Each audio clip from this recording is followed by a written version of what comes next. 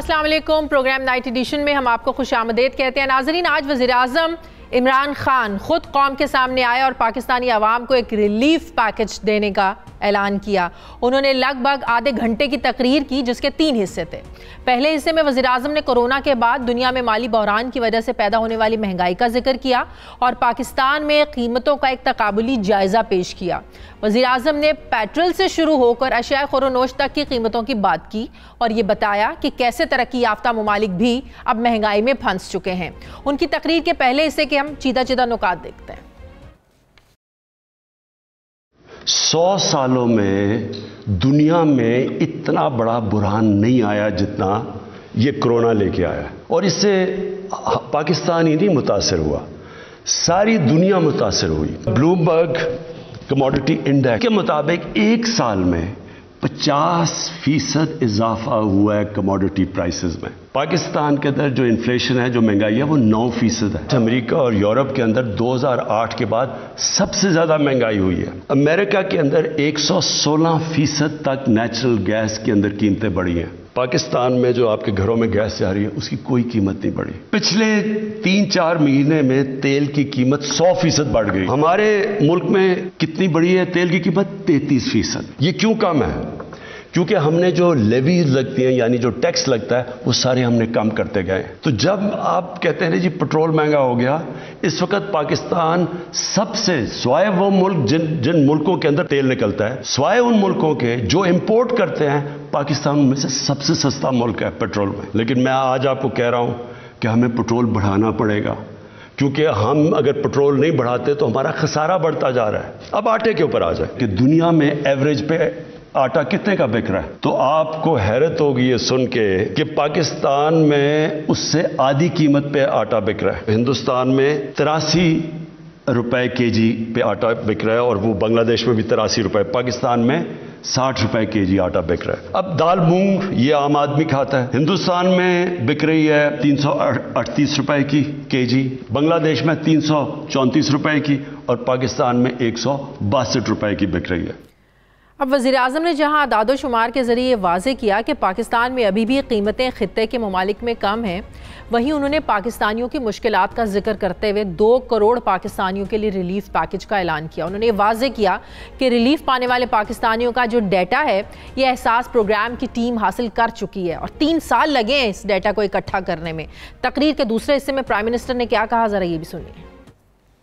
ہم آپ کے سامنے ایک پیکج لے کے آ رہے ہیں، اور وہ پیکج ہے 2 کروڑ خاندانوں کے لیے، اور وہ افیکٹ کرے گا تقریباً 13 کروڑ پاکستانیوں کو۔ یہ پیکج ہے 120 ارب روپے کا، جو فیڈرل اور پروونشل گورنمنٹ مل کے دے رہی ہے۔ اس میں ہم 3 کھانے پینے کی جو سب سے زیادہ ضروری چیزیں ہیں، گھی، آٹا اور دال، اس میں آپ دکان میں جا کے اس پہ 30% آپ کو ڈسکاؤنٹ ملے گا۔ اس کے علاوہ 260 ارب روپے کے احساس کے پروگرام چل رہے ہیں۔ اس کے بعد جو دوسری چیز ہم لے کے آ رہے ہیں، وہ بھی ایک پاکستان کی تاریخ میں ایک پہلی دفعہ اتنا بڑا پروگرام ہے، کامیاب پاکستان۔ 1400 ارب روپے کی فنڈنگ رکھی ہے اس میں۔ 40 لاکھ خاندانوں کے لیے ہم نے یہ سود کے بغیر قرضوں کا پروگرام لے کے آ رہے ہیں، تاکہ ان لوگوں کو ہم اوپر اٹھا سکیں۔ پھر اگر کسان ہے تو اس کو 5 لاکھ کا قرضہ ملے گا سود کے بغیر، جو بھی اپنی زمین پہ انویسٹ کر سکے۔ شہروں کے اندر کاروبار چلنے کے لیے آپ کو قرضہ دیا جائے گا سود کے بغیر 5 لاکھ کا۔ خاندان میں ایک فرد کے لیے سکل ٹریننگ کروائی جائے گی، تاکہ اس کو کوئی ہنر سیکھے، تاکہ وہ اپنے پیر پہ کھڑا ہو سکے، اپنے ساری خاندان کی بھی مدد کر سکے۔ اس کے ساتھ کنیکٹڈ ہے کامیاب جوان پروگرام۔ ہمارا جو کامیاب جوان پروگرام ہے، اس میں اب تک 22,000 نئی تقریر کا ایک تیسرا حصہ بھی تھا۔ جی وزیر اعظم عمران خان جو حکومت کے آنے سے پہلے دعوے کرتے تھے کہ ملک کی لوٹی ہوئی جو رقم ہے یہ واپس لائیں گے اور قومی خزانے میں جمع کرائیں گے، آج جہاں انہوں نے مہنگائی کی بات کی اور ریلیف پیکج کا تفصیلی ذکر کیا، وہی لوٹی رقم کو واپس لانے کے لیے وزیر اعظم صاحب اپوزیشن پر طنز کرتے رہے اور ایک تجویز دی۔ وہ کیا تجویز تھی، ذرا سنیے۔ اور جو اپوزیشن سڑکوں پہ نکلی ہوئی ہے کہ جی بہت مہنگائی ہوگی، تو میری صرف 2 بڑے خاندانوں سے ایک ریکویسٹ ہے کہ 30 سال میں جو آپ 2 خاندانوں نے پیسہ چوری کر کے ملک سے باہر لے کے گئے ہیں، آدھا بھی آپ پیسہ پاکستان لے آئیں۔ قوم سے وعدہ کرتا ہوں سارے کھانے پینے کی چیزوں کی قیمتیں میں آدھی کر دوں گا۔ وزیر اعظم نے اپنی تقریر میں جہاں غریبوں کے لیے گھی، دالیں اور آٹے پر 30% سبسڈی دینے کا اعلان کیا، وہیں پیٹرول کی قیمتوں میں مزید اضافے کی بھی بات کی، جو ان کی حکومت میں پہلے ہی ریکارڈ قیمت پر پہنچ چکا ہے۔ ایسے میں مہنگائی کیسے قابو میں آئے گی اور کیا ریلیف پیکج عوام کے لیے کافی ہوگا؟ کتنا ریلیف ملے گا؟ اس پر میں بات کروں گی۔ مجھے جوائن کر رہے ہیں سابق وزیر اعظم پاکستان، سینئر وائس پریزیڈنٹ مسلم لیگ نون، شاہد خاقان عباسی صاحب۔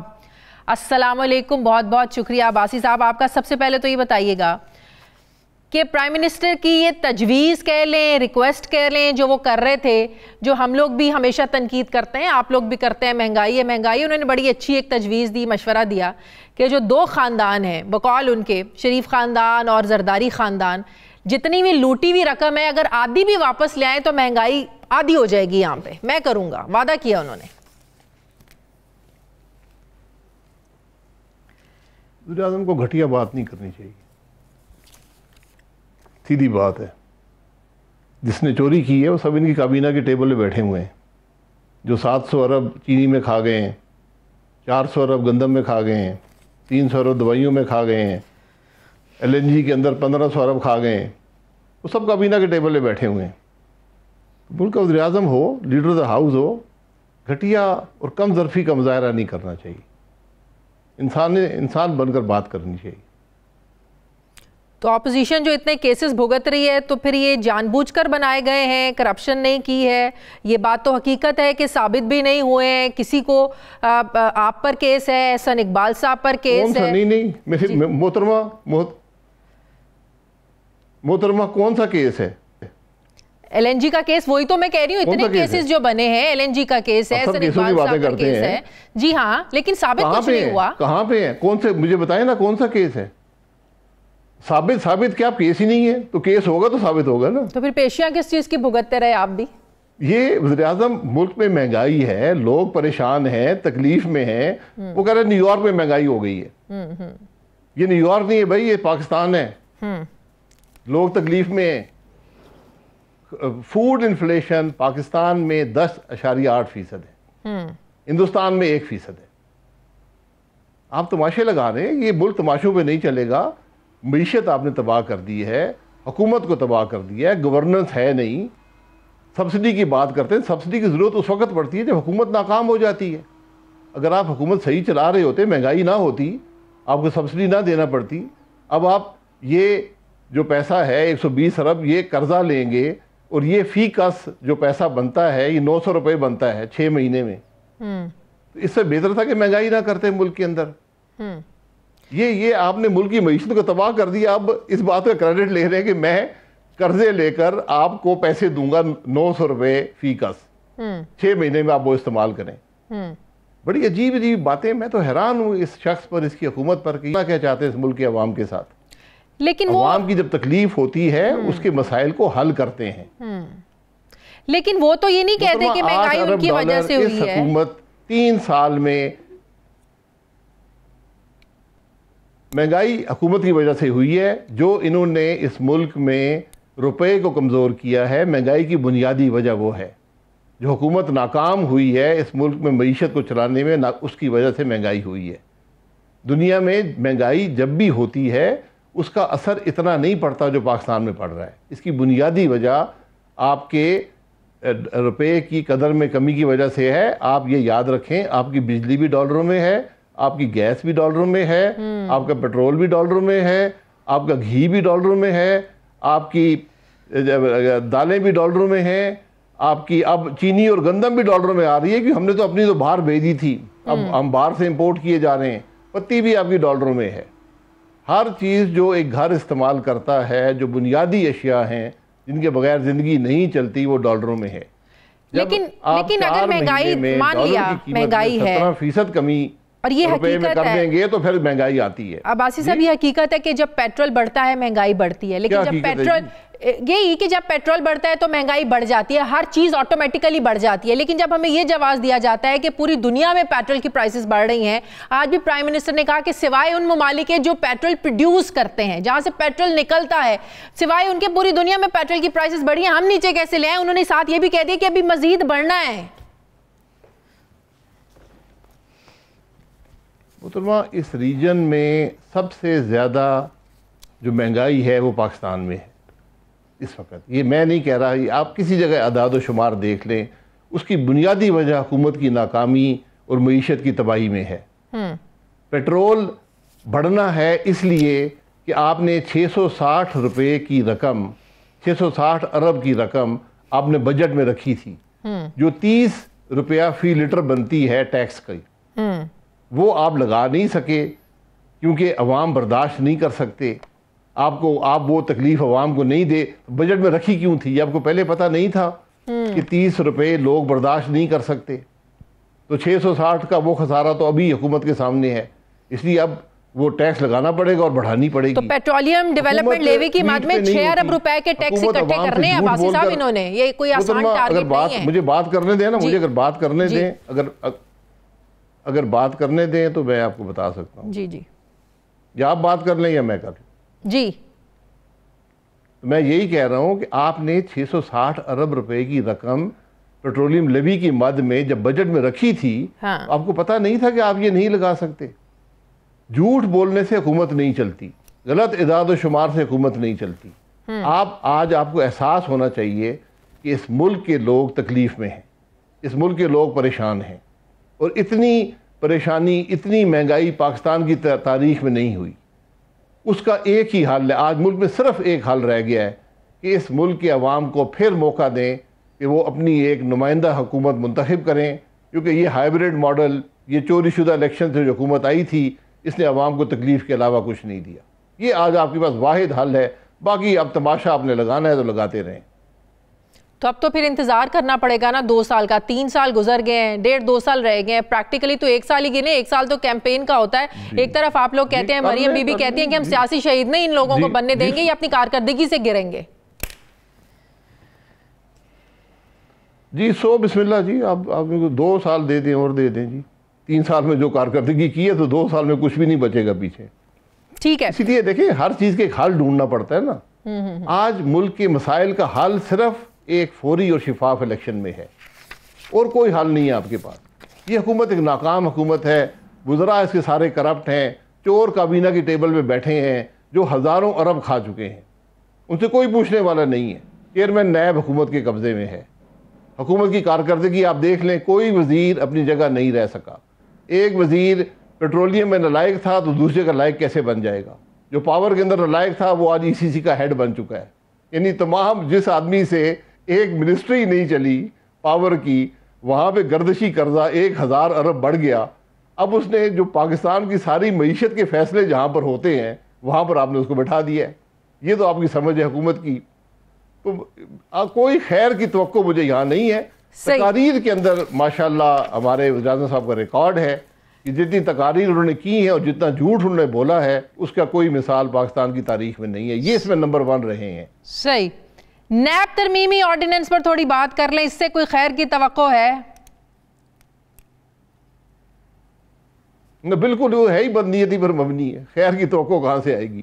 اس کے تو 2-3 مقاصد تھے, وہ حکومت حل کر لے گی کہ نیب کے چیئرمین صاحب جو ہیں وہ اپنی ملازمت میں توسیع کر لیں گے, ان کو اپنی تنخواہ جو 2-3 محکموں سے لے رہے ہیں وہ چلتی رہے گی, ان کی زندگی ٹھیک رہے گی.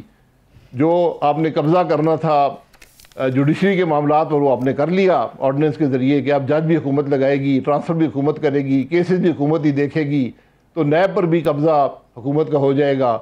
اور اسی طرح اب نیب چیئرمین کو بھی پرائم منسٹر صاحب جب مرضی چاہیں اس کو فارغ کر سکتے ہیں, یہ بھی آپ نے حاصل کر لیا. اپنے آپ کو NRO دے دیا کہ جو اس حکومت کے معاملات ہیں وہ کوئی کوشچن نہیں کر سکے گا. ایک معمولی سی بات بھول گئے کہ کل جو حکومت آئے گی وہ اس آرڈیننس کو ریورس کر دے گی, آپ کو بھی وہیں کھڑا ہونا پڑے گا. اور یہ جو تو اسی لیے آپ لوگوں کو تسلی ہونی چاہیے کہ صدا نہیں رہنا یہ آرڈیننس. نیب کے قانون, جی میں یہ کہہ رہا ہوں, نہیں مجھے خود میں تو چاہتا ہوں کہ یہ نیب کے معاملہ جو ہے جو اس نے ملک کو تباہ کر دیے. اگر آج آپ مہنگائی کی بات کرتے ہیں نا, اس مہنگائی میں سب سے بڑا عمل دخل اس حکومت نے جو نیب کو استعمال کیا ہے اپوزیشن کے خلاف, اس سے پیدا ہوا ہے. کہ آج کوئی سرکاری افسر کوئی فیصلہ کرنے پہ تیار نہیں ہے.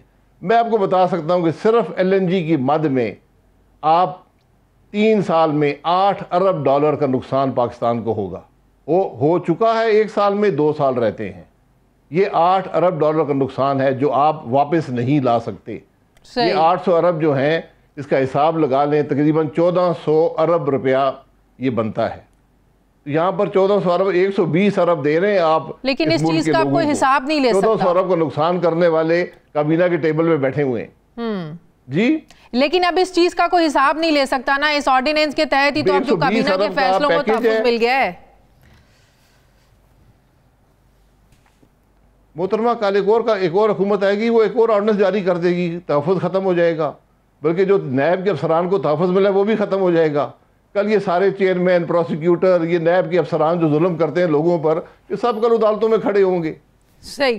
یہ تماشے چھوڑ دیں, تماشوں سے ملک نہیں چلتا. میں نے آپ کے سامنے سیدھی بات رکھی ہے. 120 ارب کا یہ جو پیکیج ہے جو آپ دیکھیں گے کہ یہ بھی جھوٹ ہے. چلیں 120 ارب آپ مزید قرضہ لے کر دے دیں گے. آپ کی کابینہ کے ٹیبل پر جو لوگ بیٹھے ہیں وہ 1400 ارب کا صرف LNG کی مد میں اس ملک کا نقصان کر چکے ہیں. صحیح. پچھلے 1 سال کے اندر. ان سے کوئی پوچھنے والا ہے؟ صحیح. تو آپ لوگ اس کو چیلنج کریں نا, اس آرڈیننس کو.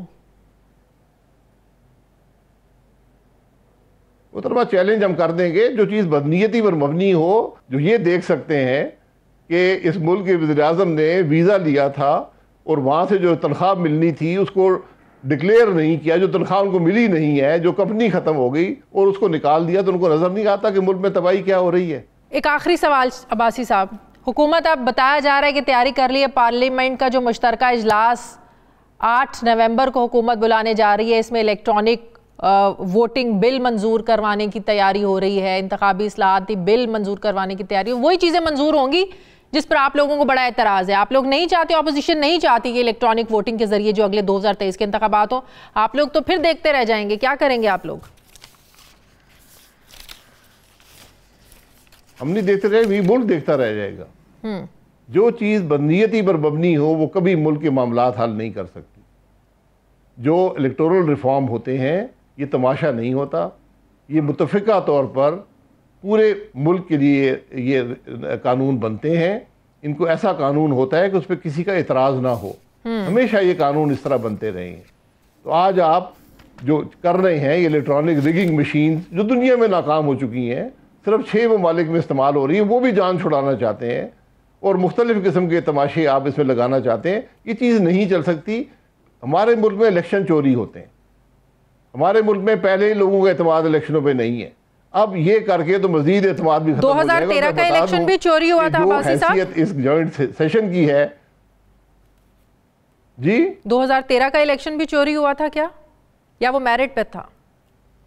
جی 2013 کا الیکشن چوری ہوا, 2008 کا چوری ہوا, 2002 کا چوری ہوا, 1948 سے ہر الیکشن چوری ہوا ہے. 2013 کے الیکشن میں مسلم لیگ نون کی قوت کو کم کرنے کے لیے الیکشن میں مداخلت کی گئی, یہ اکثریت نہ لے پائیں.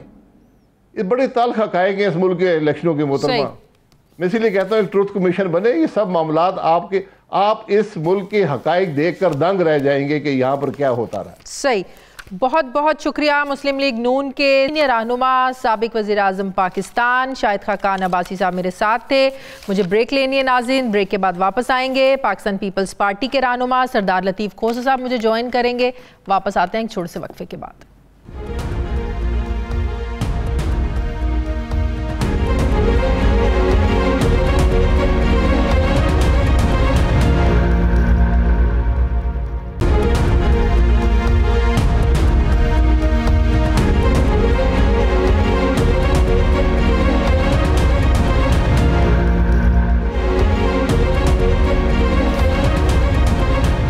بریک کے بعد ایک بار پھر سے آپ کو خوش آمدید کہتے ہیں. بقول حکومت نے کہ ایک تاریخی پیکج کا جو پرائم منسٹر نے اعلان کیا ہے, اس سے بہت سے لوگوں کو ریلیف ملے گا. 2 کروڑ خاندانوں کے لیے ریلیف ہے 120 ارب روپے کے ریلیف پیکج کا, لیکن اپوزیشن اس کو اپریشیٹ کرنے کو بالکل تیار نہیں ہے. پاکستان پیپلز پارٹی کے سینئر رہنما سردار لطیف کھوسہ صاحب مجھے جوائن کر رہے ہیں. السلام علیکم, بہت بہت شکریہ کھوسہ صاحب آپ کا. کھوسہ صاحب, کبھی تو اپوزیشن کو حکومت کے مثبت جو اقدام ہیں ان کو اپریشیٹ کرنا چاہیے, ان کو سراہنا چاہیے. پہلے آپ لوگ بات کرتے ہیں مہنگائی ہے, عام آدمی کا گزارا نہیں ہوتا, لیکن جب حکومت غریب عوام کے لیے کچھ کرنے لگتی ہے تو بھی آپ لوگوں کو اعتراض ہوتا ہے. 2 کروڑ خاندانوں کے لیے 120 ارب روپے کے پیکج کا اعلان کیا ہے, کیوں اپریشیٹ نہیں کر رہے ہیں؟ اس پر بھی کیا آپ لوگوں نے کیڑے نکالنا ہر چیز میں ضروری ہوتا ہے؟ دیکھیں مجھے تو سمجھ نہیں آتی ہے کہ یہ خود ہی کرائسس کریٹ کرتے ہیں محترم عمران خان صاحب، اور پھر خود ہی اس پہ یو ٹرن لیتے ہیں، اور پھر خود ہی اس پر جو ہے کہتے ہیں کہ میری ستائش کیجئے گا، پھر 6 مہینے کا ٹائم دے دیتے ہیں، پھر کہتے ہیں کہ ابھی جو ہے یہ اس کی آئل کی قیمت بڑھانا پڑے گی، گیس کی جو ہے شارٹیج ہو جائے گی، اور 6 مہینے کے بعد آپ کو ثمرات ملنا شروع کر دیں گے۔ یہ تو ہم 190 دن جب آپ شروعات ہوئی تھی حکومت میں آئے تھے تو ہمیں یہ ماشاءاللہ ٹائم لائن دینا انہوں نے شروع کیا، اور اس پر جو ہے یو ٹرن لینا بھی شروع کیا، تو ان کی کس بات پر کیا باور کیا جائے۔ اب 120 بلین روپیز کی بات کر رہے ہیں، 2 کروڑ لوگوں کو یہ جو ہے پیکج دینے کی بات کر رہے ہیں۔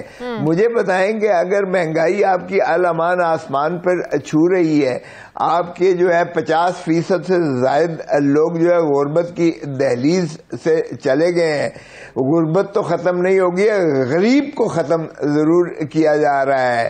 1 کروڑ اگر وفاق میں مہنگائی ہے تو سندھ میں کون سا لوگوں کو جو ہے نا وہ پیکیجز مل رہے ہیں؟ سندھ میں بہت زیادہ مہنگائی ہے کھوسا صاحب۔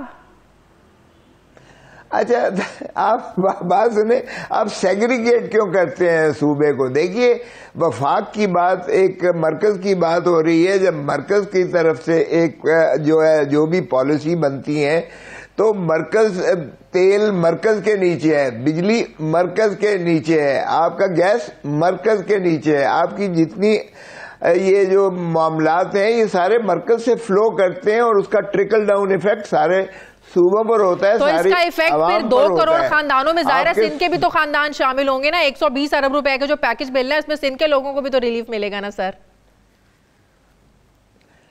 اچھا تو کہ خوشی سے مرنا جاتے اگر اعتبار ہوتا، کیا پیکج ملے گا مجھے بتائیں؟ کیا ہم قوم کو بیکاری بنا کر ان کو خیرات دے کر ان کو جو ہے کر رہے ہیں؟ دیکھیے یہ باتیں نہیں ہوا کرتی ہیں۔ آپ نے اگر دینا ہے تو آپ ڈیولپمنٹل پروجیکٹس دیجئے، آپ نے اگر دینا ہے تو آپ بجلی کی سہولت دیجئے گا، اس میں اضافہ کیجئے گا، آپ نے اگر دینا ہے تو گیس کو آپ جو ہے کریں، آپ نے اگر دینا ہے تو انڈسٹریل سیکٹر کو آپ جو ہے گروتھ دیں، اس میں جو ہے امپلائمنٹ ایونیوز کریٹ کیجئے گا، آپ نے اگر دینا ہے تو انڈسٹریز کو تو یہ بہت زیادہ فعال بنا رہے ہیں۔ آپ دیکھیں کنسٹرکشن انڈسٹری کو اتنا فعال بنایا انہوں نے، لاک ڈاؤن میں آپ دیکھیں کہ سب کچھ، پوری دنیا نے سب کچھ بند کیا، ہمارے ملک میں پرائم منسٹر نے کوئی انڈسٹری بند نہیں کی، کاروبار لوگوں کے چلتے رہے، تو انڈسٹری کو تو بہت زیادہ یہ رن کر رہے ہیں۔ تو پھر ٹرکل ڈاؤن ایفیکٹ، عوام کو کیوں جابز نہیں ملے، عوام کو کیوں سہولت نہیں ملی؟ ظاہر ہے کورونا کا جہاں پوری دنیا میں اتنا ایفیکٹ آیا، ہمارے ہاں بھی تو آنا تھا نا۔ انہوں نے تو پرائم منسٹر نے تو آج بھی بات کی کہ کورونا کا ایفیکٹ تو آنا تھا۔ تو پھر یہ کہیں نا، آپ پارلیمان کو جو ہے کانفیڈنس میں لیں، ان کو بتائیں کہ کیوں کر یہ جو ہے مہنگائی ہو رہی ہے، کیوں کر یہ جو ہے بجلی کی جو ہے اس پر ایڈیشنل ٹیکسز لگ رہے ہیں، کیوں کر گیس اور آئل کو جو ہے قیمت بڑھائی جا رہی ہے، کیونکہ وہ کہہ رہے ہیں کہ پوری دنیا میں پیٹرول پرائسز بڑھ رہی ہیں، اس کے باوجود بھی خطے کے ممالک سے اگر ہم کمپیریزن اس کا کریں تو پاکستان میں سب سے کم ہے۔ یہ جواز دیتی ہے حکومت، پرائم منسٹر نے بھی آج بات کی کہ پیٹرول مزید مہنگا کرنا پڑے گا۔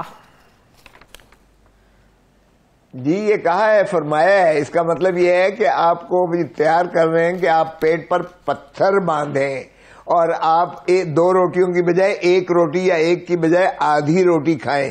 ماشاءاللہ پرائم منسٹر صاحب ذرا خود بنی گالا کے جو ایک اتنے بڑی اسٹیٹ پر رہتے ہیں وہاں سے تو ذرا نکلیں، ان کو کیا پتا ہو غریب کس طریقے سے جو ہے گزارا کر رہا ہے، اور تنخواہ دار کس طریقے سے گزارا کر رہا ہے، ایک دیہڑی دار کس طریقے سے گزارا کر رہا ہے، ایک مزدور اور دہقان اور کسان کس طریقے سے گزارا کر رہا ہے، ان کی ذرا کیفیت تو دیکھیے گا۔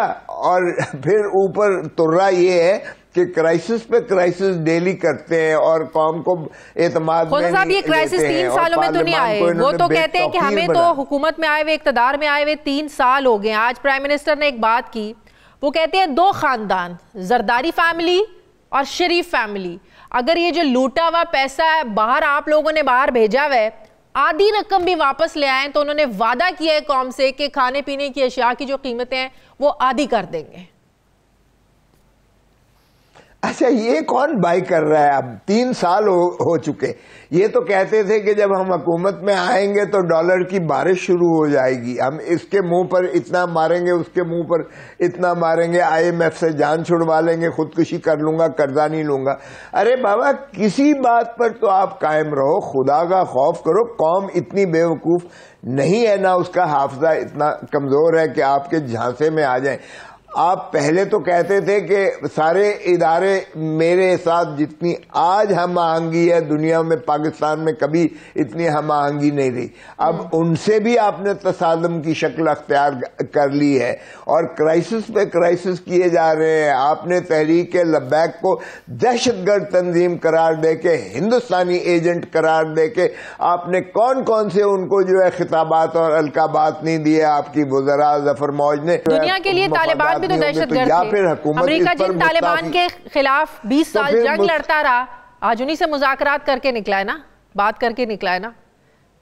جنگیں تو مسئلوں کا حل نہیں ہوا کرتی. دیکھیں امریکہ ایک اور خدا رہا امریکہ 9/11 کی بات نہ کریں. اگر 20 سال میں تباہی پھیر کر افغانستان کو تباہ کر کے وہ جا رہا ہے, افغانستان کی ریاست جو ہے چلے گی, تو پھر آپ بتائیں کیا پاکستان کو بھی آپ اسی نہج پر لانا چاہتے ہیں عمران خان صاحب؟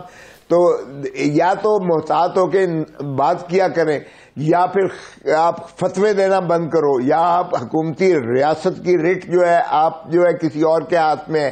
دیکھیں مجھے تو سمجھ نہیں آتی ہے کہ یہ حکومت ہے کیا, حکومت ہے بھی کہ نہیں ہے, حکومت کا وجود بھی ہے کہ نہیں ہے, فیصلے کیا حکومت کر رہی ہے. ایسے کون سے فیصلے ہوئے ہیں جن سے آپ لوگوں کو تاثر مل رہا ہے کہ یہ پرائم منسٹر فیصلے نہیں کرتے ہیں, حکومت فیصلے نہیں کر رہی ہے, کوئی اور ادارے فیصلے کر رہے ہیں؟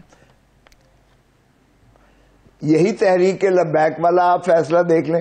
آپ نے ان کو دہشت گرد تنظیم قرار دیا, آپ نے حکومت نے کہا کہ یہ جو ہے کلاشنکوف بردار ہیں, یہ قاتل ہیں.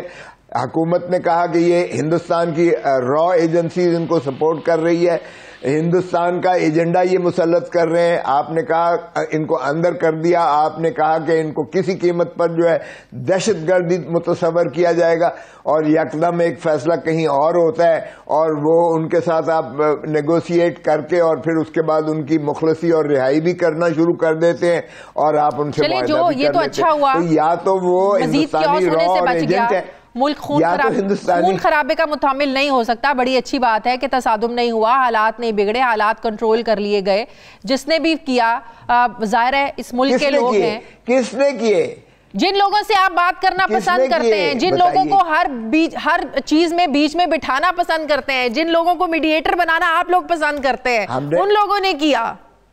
نہیں, ہمارا تو تعلق ہی نہیں ہے. ہمیں دیکھیے, اگر ہم ہوتے تو ہم APC بلاتے, آل پارٹیز کانفرنس بلاتے, ہم پارلیمان میں اس ایشو کو اور مسئلے کو لے کر جاتے, ہم ان کے خلاف ایک پراسکرائبڈ آرگنائزیشن یا دہشت گرد تنظیم قرار دینے سے پہلے ہم اس پر تدبر کرتے اور سارے سٹیک ہولڈرز کو آن بورڈ لیتے, سارے ریاستی اداروں کو آن بورڈ لیتے. یہ تو اس سے بڑی کیا سبکی ہو سکتی ہے کہ حکومت نے ایک موقف لیا اور بڑا سخت کابینہ میں موقف لیا, اور کابینہ میں وزراء سارے نے, اور بعد میں جب ہو رہی ہے تو انہوں نے کہا ان وزیروں کو تو ہم بیٹھنے بھی نہیں دیں گے, ان سے بات بھی نہیں کریں گے, اور ان کو نکال دیا جاتا ہے. تو پھر ریاست لطیف کھوسہ صاحب میرے ساتھ ہیں. مجھے بریک لینی ہے, بریک کے بعد ہمیں مذہبی اسکالر مفتی منیب الرحمان صاحب جوائن کریں گے. واپس آتے ایک چھوٹے سے وقفے کے بعد.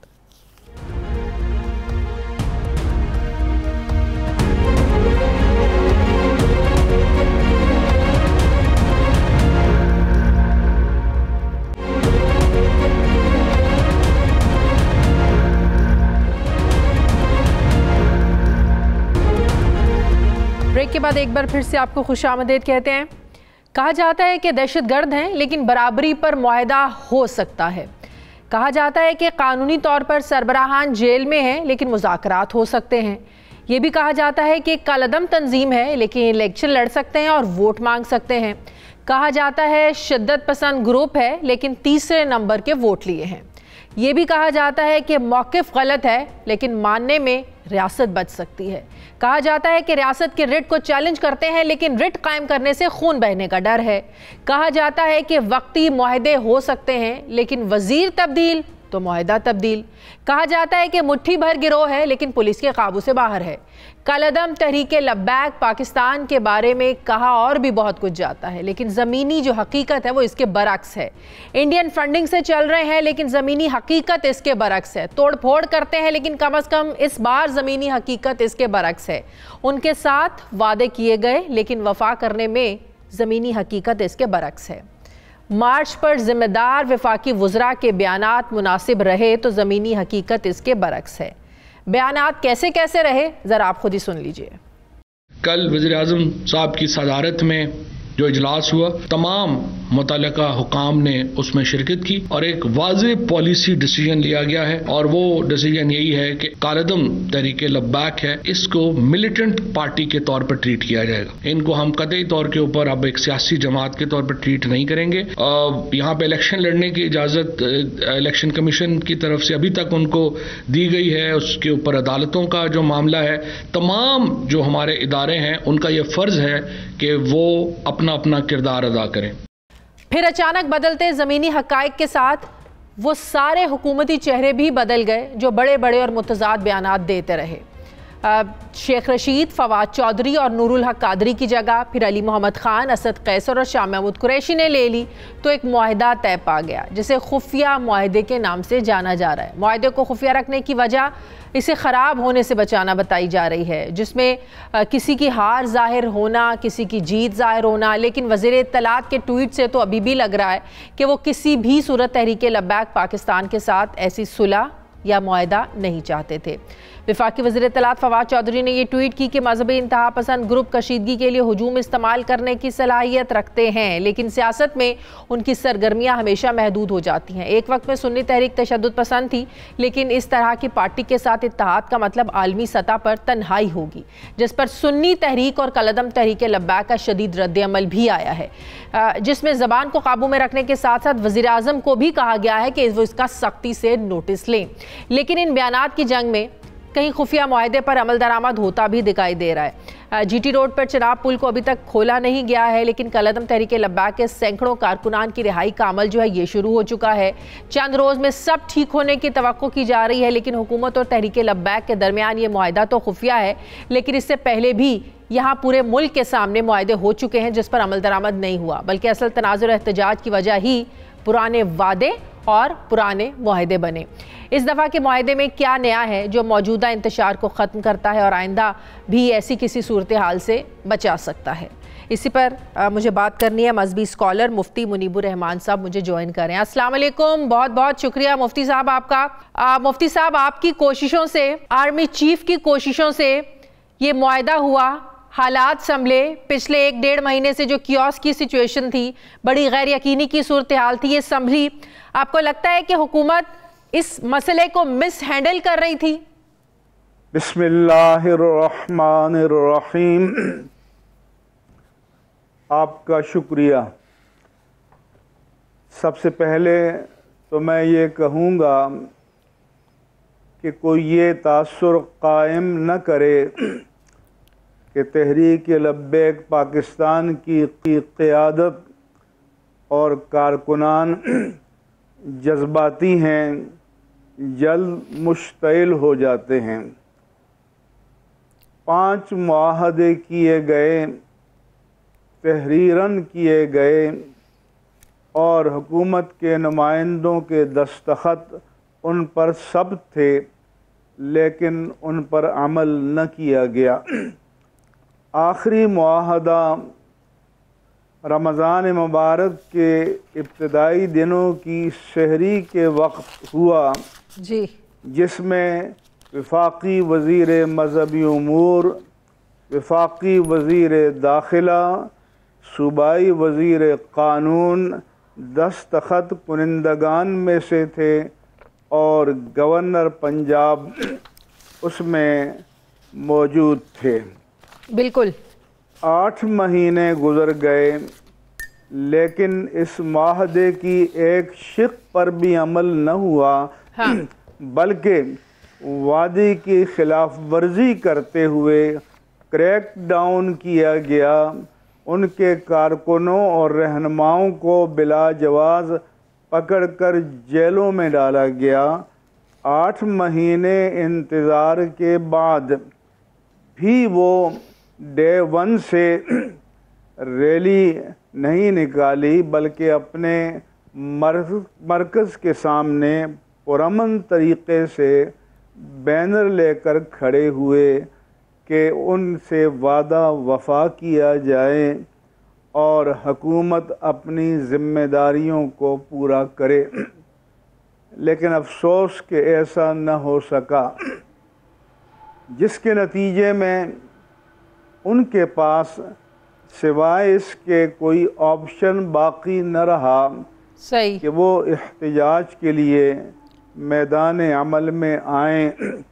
اور یہ ہمارے پاکستان کی 74 سالہ سیاسی اقدار میں شامل ہے کہ ہر زمانے میں، ہر عہد حکومت میں مطالبات منوانے والے، احتجاج کرنے والے سڑکوں پہ آتے رہے ہیں، اور خود آج کی برسر اقتدار جماعت و حکومت بھی یہ سب کچھ کام کر چکی ہے.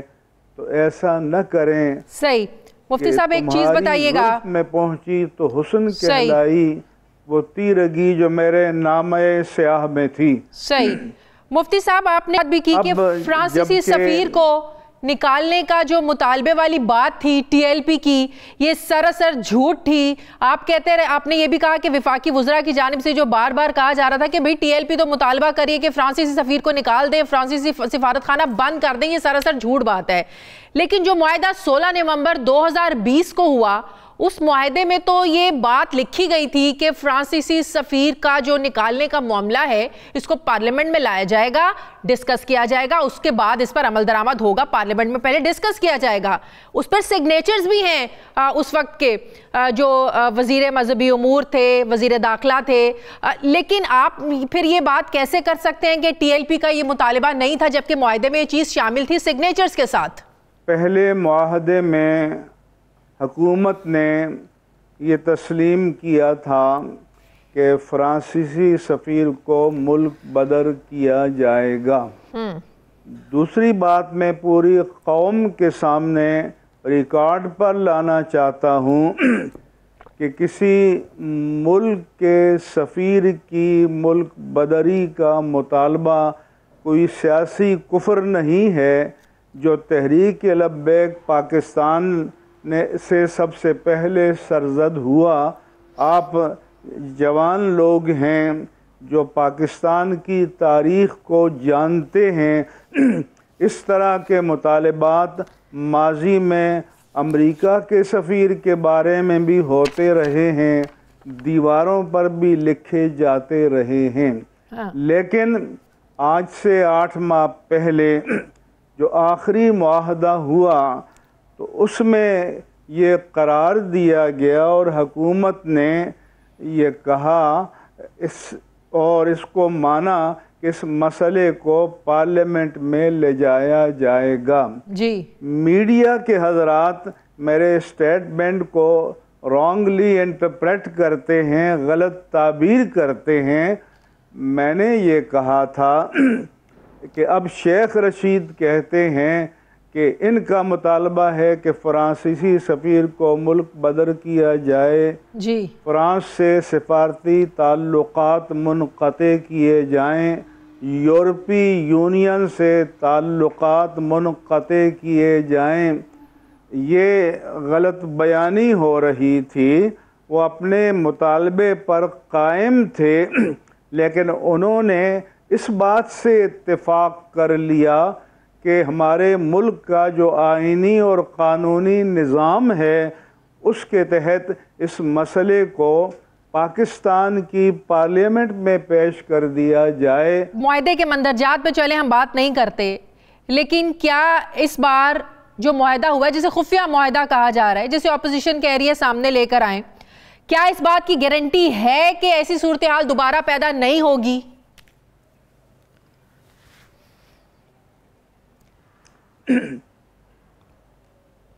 اس حوالے سے میری گزارش یہ ہے، اسی لیے جو ماضی میں معاہدے کر کے بار بار اس کی خلاف ورزی کر چکے تھے، ہم نے کہا تھا کہ ان کے ساتھ ہم مذاکرات کے لیے نہیں بیٹھیں گے، کوئی سنجیدہ کمیٹی سامنے لائی جائے کہ جو لفظ کے معنی کو سمجھتی ہو، جو قول و قرار اور ایفائے عہد کے شرعی اور قانونی معنی کو سمجھتی ہو۔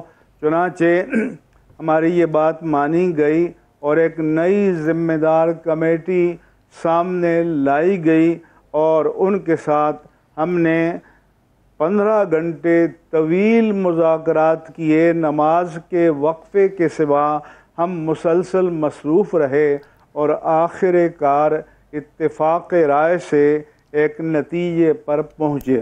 صحیح۔ اب آپ کا سوال یہ ہے کہ کیا اس مرتبہ خلاف ورزی نہیں ہوگی؟ تو پہلی بات تو یہ ہے کہ میں رب ذوالجلال کی بارگاہ میں دعا کرتا ہوں اور پوری قوم سے اپیل کرتا ہوں کہ وہ بھی دعا کریں کہ اس بار خلاف ورزی نہ ہو، اور جنہوں نے ہمارے ساتھ پیمان وفا باندھا ہے اللہ کرے کہ وہ اس میں سرخ روح ہوں گی۔ صحیح۔ مفتی صاحب، آپ سمجھتے ہیں کہ اس معاہدے کا خفیہ رہنا ہی ضروری ہے حالات کو دیکھتے ہوئے، کیونکہ اپوزیشن یہ بارہا زور دے رہی ہے کہ چھپ چھپا کر ایسے جو معاہدے کیے جا رہے ہیں قومی سلامتی کے لیے بہت خطرہ ہیں؟ کیا معاہدے میں واقعی ایسی کوئی بات ہے، ایسی کچھ چیزیں ہیں جسے سامنے نہیں لایا جا سکتا یا نہیں لانا چاہیے؟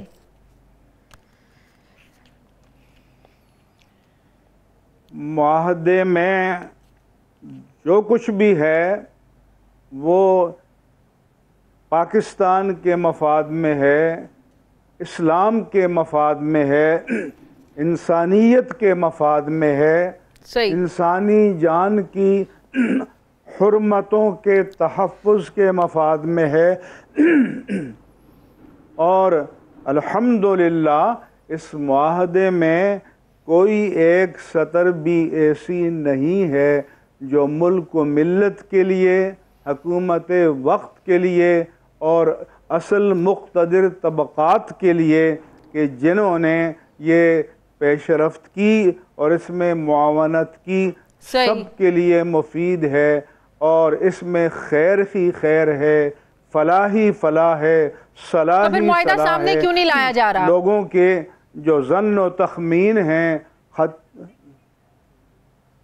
وہ عمل کی صورت میں سامنے آئے گا۔ یہ ہم نے طے کر لیا تھا کہ جو ماضی کے تحریری معاہدات ہیں ان کا تجربہ لوگوں کے سامنے تلخ ہے، اس لیے actions speak louder than the words, عمل کی آواز الفاظ کی آواز سے زیادہ مؤثر اور توانا ہوتی ہے، اس لیے عملی تعبیر لوگوں کے سامنے آتی چلی جائے گی اور اس کے ثمرات بھی انہیں نظر آتے چلے جائیں گے۔ بالکل صحیح۔ مفتی صاحب ایک آخری سوال۔ پاکستان کے اندر اور پاکستان سے باہر جہاں بھی پاکستانی مسلمان ہیں وہ سجدہائے شکر بجا لا رہے ہیں اور بہت خوش ہیں۔ مفتی صاحب ایک آخری سوال، آپ کی ایک تصویر بڑی وائرل ہوئی، کیا یہ اسی وقت کی تصویر ہے جب یہ معاہدہ ہوا اور پھر کچھ یقین ہونے لگا کہ معاہدہ جو ہے وہ کامیابی کی طرف آگے بڑھ رہا ہے اور پیش رفت پازیٹیولی ہو رہی ہے؟ پہلی بات تو یہ ہے کہ اگر آپ مجھے قسم دیں تو میں حلفیہ کہہ سکتا ہوں کہ میں نے آج تک اپنے ہاتھ سے کوئی تصویر نہیں بنائی، لوگ بناتے ہیں میری۔ نمبر 2 یہ کہ میں نے وائرل نہیں کی، لیکن جو ہوئی ہے یہ درست ہے، اور اس پر اعتماد کیا جائے کہ انشاءاللہ تعالی یہ اس کے پیچھے ریاست کے تمام مراکز اور اداروں کی تائید اور حمایت حاصل ہے، یہ جس نے بھی کی اور جس نیت سے بھی کی، لیکن اس کا پیغام اچھا ہے، اس میں کوئی حرج کی بات نہیں ہے۔ بہت بہت شکریہ مذہبی اسکالر منیب الرحمان صاحب میرے ساتھ تھے، بہت شکریہ آپ کا۔ ناظرین ہمارے پروگرام کا وقت ختم ہو گیا ہے، فیڈ بیک ہمیں ضرور دیجیے گا، اپنا خیال رکھیے گا، مجھے اجازت دیجیے، اللہ حافظ۔